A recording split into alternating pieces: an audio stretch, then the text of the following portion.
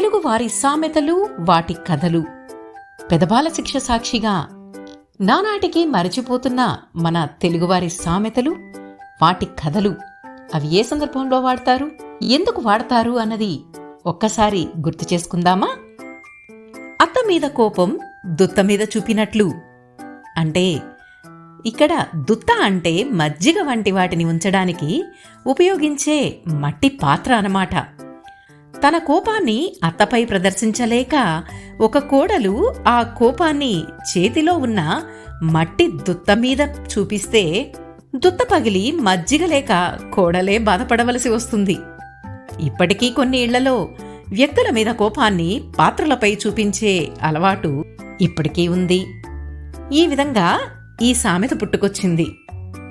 అత్త మీద కోపం దుత్త మీద చూపినట్లు. మరొక సామెతతో మళ్ళీ కలుద్దాం.